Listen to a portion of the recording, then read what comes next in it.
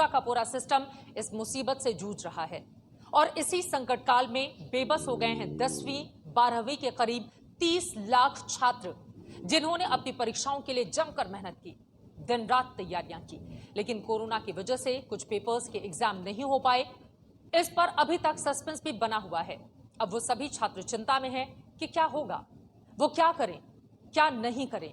छात्र उलझन में हैं तो अभिभावक भी यानी कि उनके माता पिता परेशान हैं। छात्रों के हितों को लेकर इन तमाम मुद्दों पर हमसे बातचीत करने के लिए खुद मौजूद हैं मानव संसाधन विकास मंत्री रमेश पोखरियाल निशंक। उनके हर सवाल का यानी कि छात्रों से जुड़े हुए हर सवाल का जवाब साहब से हम जानेंगे, लेकिन उसके पहले अपने दर्शकों को यह महत्वपूर्ण रिपोर्ट दिखाते हैं।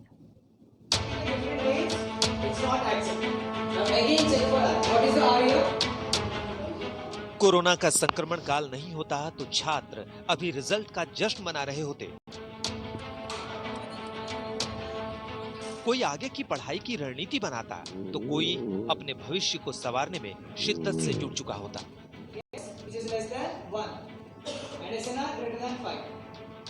ये कोरोना संकट नहीं होता तो छात्र गर्मी की छुट्टियों की तैयारी कर रहे होते। स्कूल और अन्य शिक्षण संस्थान नए सेशन का वेलकम करने में जुटे होते। मई महीने की शुरुआत हो चुकी है। पिछले साल 2 मई को 12वीं के रिजल्ट आए थे और उसके 4 दिन बाद यानी 6 मई 2019 को 10वीं के रिजल्ट भी आ गए थे। लेकिन इस साल कोरोना ने सब कुछ रोक दिया है।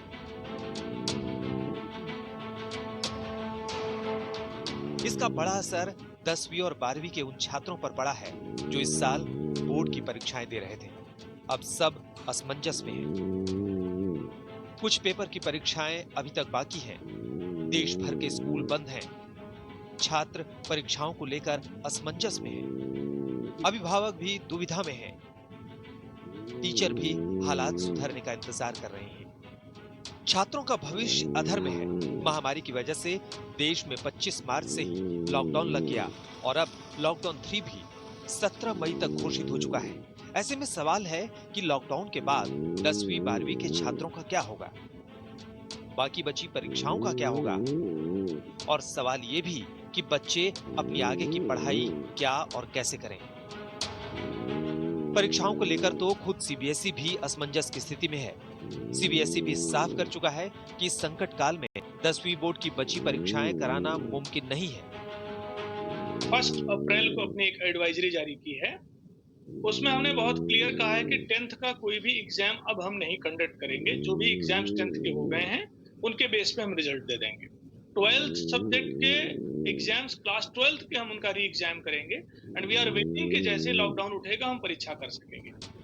छात्रों के हितों को देखते हुए अभी 28 अप्रैल को ही मानव संसाधन विकास मंत्री रमेश पोखरियाल निशंक ने तमाम राज्यों के शिक्षा मंत्रियों से बात की। इसमें कई अहम सुझाव मिले जिन पर सरकार विचार कर रही है। बहुत अच्छे सुझाव भी आए हैं और विशेष करके ऑनलाइन शिक्षा को कितना सुदृढ़ कर पाएंगे और अंतिम छात्र तक कैसे करके वो ऑनलाइन शिक्षा हमारी जा सकती है, उनकी क्या कठिनाइयाँ हैं और कितना पाठ्यक्रम उनके पास तैयार है और किस तरीके से वो कर रहे हैं। तो लगातार हर स्टेट ने बोला। वीडियो कॉन्फ्रेंसिंग में मानव संसाधन मंत्री को कई सुझाव मिले। दिल्ली के डिप्टी सीएम मनीष सिसोदिया ने भी कई अहम सुझाव दिए थे। उन्होंने कहा था कि 10वीं और 12वीं के छात्रों को इंटरनल परीक्षा के नंबरों के आधार पर बिना परीक्षा लिए पास कर देना चाहिए। सीबीएसई की परीक्षा को रद्द करें और जैसा हमने 9वीं और 11वीं में किया है कि बच्चों के असेसमेंट के आधार पर, उनके छमाही एग्ज़ाम के आधार पर और बाकी असेसमेंट्स के आधार पर उनके मार्क्स दिए हैं फाइनल एग्ज़ाम में, तो वैसे ही 10वीं और 12वीं की जो बोर्ड की परीक्षा के पेपर्स रह गए हैं, 29 मेन सब्जेक्ट्स रहे हैं और कुल 83 सब्जेक्ट्स के पेपर रहे हैं, उन सब में भी बच्चों को उसके आधार पर पास किया जाए। तो ये तो मैंने उनको एक सुझाव दिया। साथ ही दिल्ली के शिक्षा मंत्री ने कई मांगे भी रख दी। उन्होंने कहा कि इस साल के सीबीएसई और एनसीईआरटी सिलेबस में 30% की कटौती की जाए। अगले साल के CBSE board exam, IIT, JEE और नीट यूनिवर्सिटी भी उसी हिसाब से हो। जानकारी के मुताबिक 83 पेपर की परीक्षाएं नहीं हो पाई थी, लेकिन अब तैयारी है कि जो मुख्य रूप से 29 पेपर थे उन्हीं की परीक्षाएं ली जाएं। हालांकि इस पर औपचारिक फैसला अभी बाकी है। मंजीत नेगी के साथ आज तक ब्यूरो।